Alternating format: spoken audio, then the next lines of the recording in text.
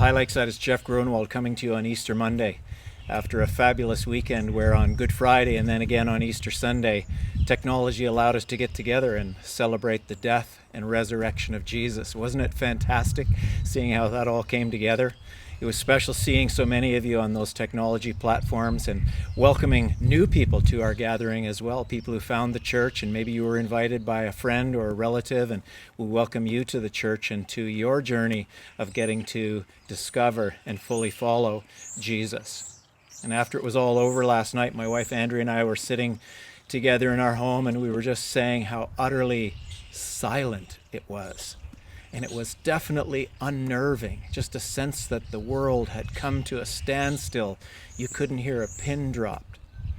And for a person like myself who just likes constant activity, and I'm good with noise, I'm good with activity, I'm good with figuring things out and finding solutions and finding explanations, it's unnerving. That's probably the best word that I can use for it. Andrea said to me, it's like we want Sunday without Friday.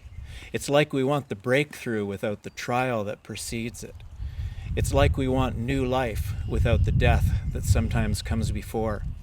And as followers of Jesus, sometimes we're keen to find the explanation, keen to find out what is God doing, what's the explanation, what's the reason for all this. Maybe it relates to this and maybe it relates to that. And perhaps the lesson that we need to settle in on is the lesson of lamenting. And we need to recover that biblical practice of lamenting what's been lost, grieving what's been lost. The dictionary says that other words for lamenting as a verb is to bemoan, to bewail, to deplore, to grieve for, to mourn, and to wail for. And it's something that the biblical writers show us as you read through portions of the Bible and you discover a lament. In fact, there's a whole book in the Bible called Lamentations. It's a whole book of lamenting. Jeremiah, its author, wrote Lamentations as he grieved the loss of the city and the destruction of the temple in Jerusalem.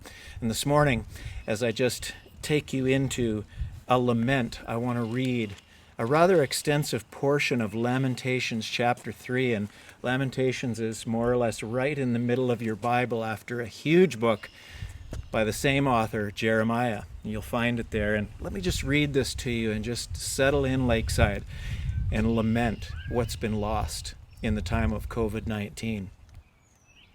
I'm the man who has seen affliction.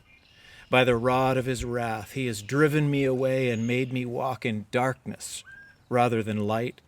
Indeed, he has turned his hand against me again and again all day long. He's made my skin and my flesh grow old and has broken my bones. He has besieged me and surrounded me with bitterness and hardship. He has made me dwell in darkness like those long dead. He has walled me in so I cannot escape. He has weighed me down with chains. Even when I cry for help, he shuts out my prayer. He has barred my way with blocks of stone. He has made my paths crooked. Like a bear lying in wait, like a lion in hiding. He dragged me from the path and mangled me and left me without help. He drew his bow and made me the target for his arrows. He pierced my heart with arrows from his quiver. I became the laughingstock of all my people.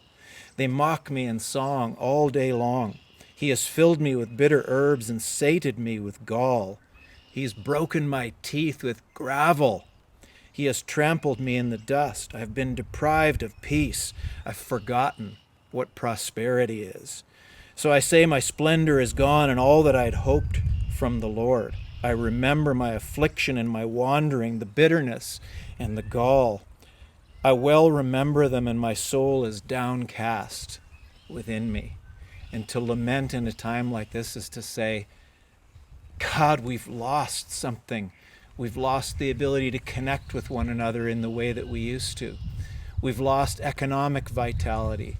We've lost social interaction. We've lost education. What else are we going to lose? How long, O Lord? And it's to just depend on and lean into God in a time like this. God's people, they're comfortable. They're familiar with this kind of loss.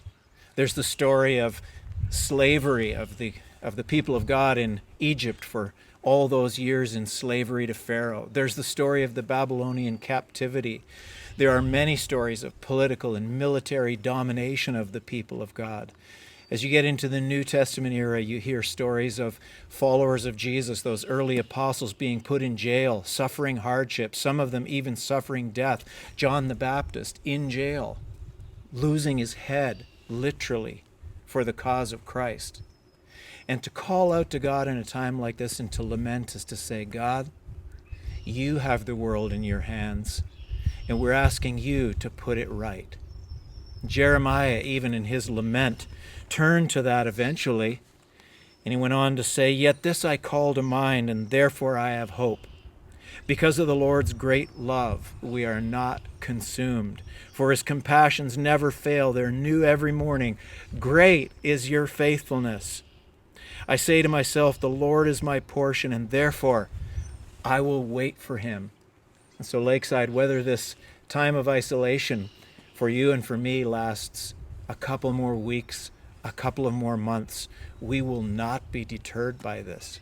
We will lean into and experience the greatness of our God as we do so. So, Lakeside, maybe that's a new spiritual practice for you. The practice of lament. Don't rush to find the answers to everything all the time. And I'm speaking to myself probably a lot more than I am to you. So, Lakeside, bless you. Keep following our social media channels. Keep following the Lakeside website. Text updates, we'll get back on that this week. All the ways that we connect with you to help you discover and fully follow Jesus. Bless you.